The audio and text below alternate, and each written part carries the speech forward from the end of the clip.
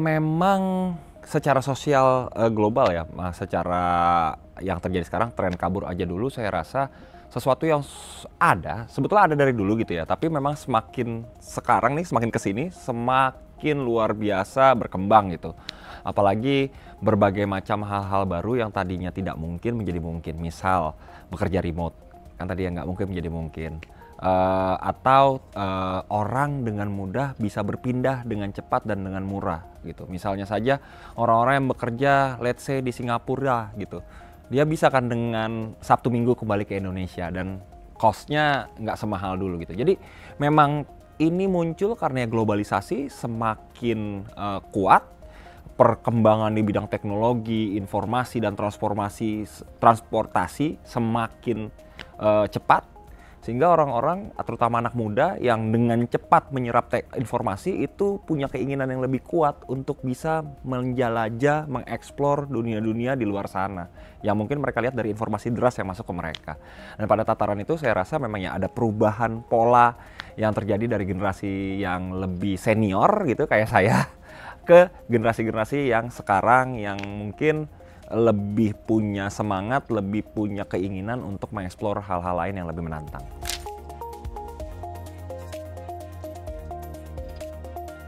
Ya, memang ini hal yang menarik gitu ya, ketika banyak anak muda sekarang yang kemudian mereka ketika bekerja gitu ya, muncul berbagai macam hal-hal yang kemudian jadi kebutuhan mereka.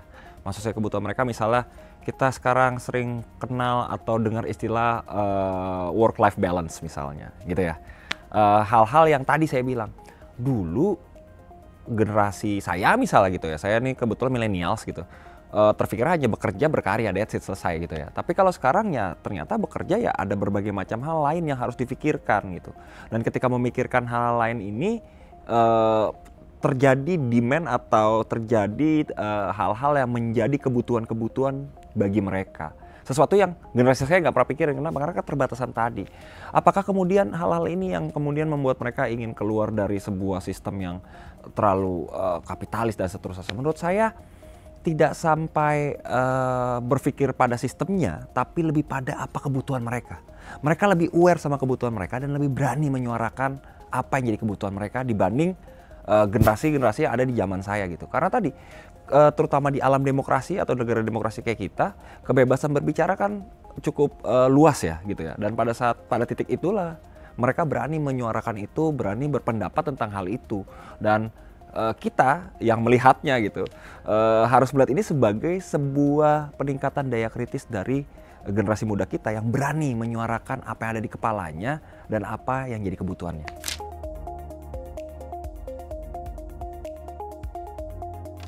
Mungkin terkait dengan konsep di HI ya, fenomena tentang bagaimana sekarang ada kabur aja dulu atau fenomena migrasi internasional sifatnya ingin bekerja, atau mungkin kalau pada konteks kabur aja dulu ada juga yang bersekolah gitu ya. Tapi saya ingin mengangkat bahwa ada dua kata kunci di situ. Kata kunci yang pertama adalah arus informasinya gitu ya. Di zaman saya kesulitan mendapatkan informasi. Saya hanya bisa membaca dulu hanya koran pagi karena di rumah langganan koran pagi tuh, sama koran yang terbitnya di sore. Jadi hanya dua informasi itu, atau pada channel atau saluran berita di televisi gitu ya. Kalau sekarang saya duduk saat ini saja, saya pegang handphone saya bisa tahu update terkini gitu ya. Jadi arus informasinya cukup deras. Yang kedua adalah adanya interaksi internasional yang terbentuk pada berbagai macam platform yang ada sekarang. Misal, anak saya di rumah itu main PlayStation dengan berbagai banyak orang dari luar negeri gitu. Sehingga ada interaksi, ngobrol dan seterusnya. Nah, pada titik inilah ketika informasinya masuk, ada sharing idea di situ, ada sharing knowledge di situ. Ada sebuah sharing yang sifatnya kultural di situ. Di titik inilah kemudian muncul yang namanya budaya kosmopolitan atau kosmopolitansi gitu ya. Di mana perpindahan orang dari satu tempat ke tempat lain karena adanya sharing knowledge tadi, karena adanya arus informasi tadi, itu menjadi hal yang saya bisa katakan jadi hal yang muncul dan biasa saja gitu. Karena memang dunianya atau keadaannya mendorong hal itu terjadi. Bayangkan gitu, saya di Indonesia gitu, misalnya mendengar, oh kalau di negara X gitu ya, itu enak di sini, kita kemana-mana bisa naik MRT, kita di mana-mana bersih dan seterusnya, sehingga saya ingin mencoba gitu. Dan pada titik itulah kemudian hal-hal yang sifatnya datang dari informasi itu muncul jadi sesuatu yang membuat demand terhadap negara asalnya. Nah, memang kosmopolitansi dalam dunia hubungan internasional muncul seperti itu ketika sharingnya muncul, budaya, pertukaran budaya muncul, dan orang-orang perlaku di dalamnya sadar bahwa ada hal-hal ini yang muncul sebagai sebuah efek atau dampak dari adanya globalisasi.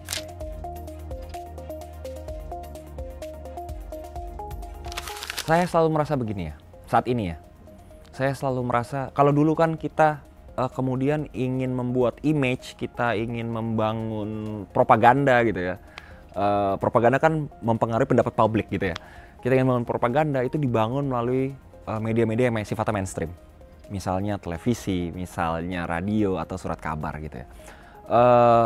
Namun sekarang kita kenal istilah-istilah misalnya citizen journalism gitu ya. Bagaimana orang-orang sekarang bisa berkontribusi untuk membuat konten-konten yang memberitakan sesuatu gitu. Dan saya merasa bahwa kerap kali banyak hal-hal atau anggapan-anggapan yang didapat karena persepsi-persepsi yang muncul dari orang-orang yang hanya mendengar dari berita mainstream atau berpersepsi tentang negara kita gitu. Jadi sebetulnya orang-orang yang keluar ini saya melihatnya apabila tadi ya ingin dijadikan duta kita untuk memberikan gambar yang lebih baik, tentu sangat bisa sekali dan sangat mungkin sekali gitu.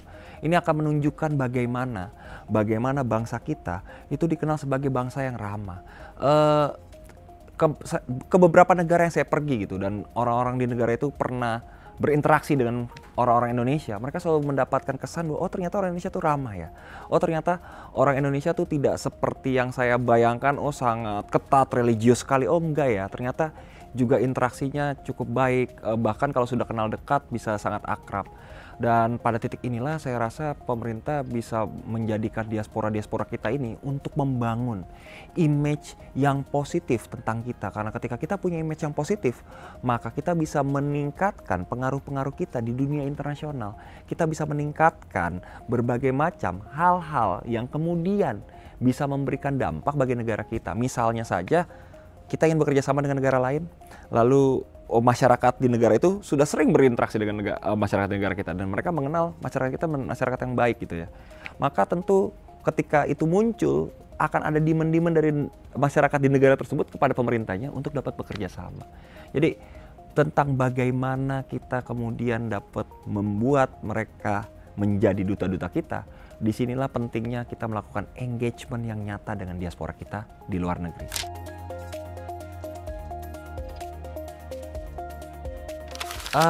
Ini yang menarik ya, ketika pertanyaan teoritis memang HI itu adalah ilmu yang konvergen. Apa sih konvergen itu? Ilmunya itu menyerap dari keilmuan lain. Jadi HI kan dasarnya ilmu politik gitu ya. Tapi kemudian dengan ekonomi muncul ekonomi politik internasional. Dengan hukum muncul hukum internasional. Lalu semua hal, geografi, dengan budaya, dengan hal-hal yang sifatnya sosiologi, itu ketika lintas batas nasional maka akan jadi kajian hubungan internasional. Itu menariknya HI di situ ya. Nah, apakah kemudian migrasi yang terjadi atau perpindahan penduduk yang terjadi dari satu negara ke negara lain adalah kajian HI? Iya, kajian HI karena syaratnya terpenuhi, lintas batas nasional gitu ya. Apakah banyak penelitian tentang ini? Saya rasa ada banyak, setidak-tidaknya kebetulan saya di ilmu HI, kajian saya ada di kajian terkait dengan Cina atau Tiongkok gitu ya. Di beberapa kajian tentang bagaimana diaspora Tiongkok itu muncul, itu dikaji oleh banyak orang. Bagaimana migrasi internasional terjadi, itu dikaji. Bahkan menariknya lagi, ini dipadukan dengan ilmu ekonomi. Misalnya saja ada satu konsep yang saya kenal muncul bagi diaspora Cina, itu tentang ethnic business network. Jadi ethnic business network ini adalah bagaimana kemudian orang-orang yang ada di Cina itu memanfaatkan diasporanya untuk membangun jaringan bisnis. Dan ini benar-benar dikaji bahwa secara kultural memungkinkan, secara ekonomi ini sangat-sangat kuat sekali memberikan kontribusi, dan secara politis pemerintahnya bahkan bisa memberikan arahan-arahan kepada diasporanya untuk kemudian membantu upaya-upaya pemerintah pada tataran politik ke negara tersebut. Jadi banyak sekali kajian tentang hal ini, baik itu terutama dari kajian yang terkait sama migrasi internasional ya. Dan saya rasa perkembangannya semakin kuat gitu, karena kalau dulu kita tadi hanya melihat perpindahan fisiknya gitu ya, ada orang yang kabur aja dulu tapi berpindah fisik ya. Sekarang kan bisa aja kabur aja dulu, fisiknya nggak berpindah, dia tetap stay di sini, tapi dia memang bekerja untuk perusahaan luar, dia memberikan kontribusi pemikiran untuk perusahaan luar. Dan saya rasa ruang-ruang multidisiplin seperti ini akan berkembang sangat pesat sekali di HI, dan tentunya tidak hanya terkait dengan menggaitkan apa yang ada di kajian migrasi dan ekonomi, tapi mungkin juga akan masuk ke wilayah-wilayah komunikasi yang dewasa ini. Saya rasa perkembangannya sangat masif sekali, setiap detiknya ada hal-hal baru yang akan dipelajari, dan saya rasa ilmu HI yang konvergen akan mampu menangkap itu sebagai sebuah kejadian yang lintas batas nasional dan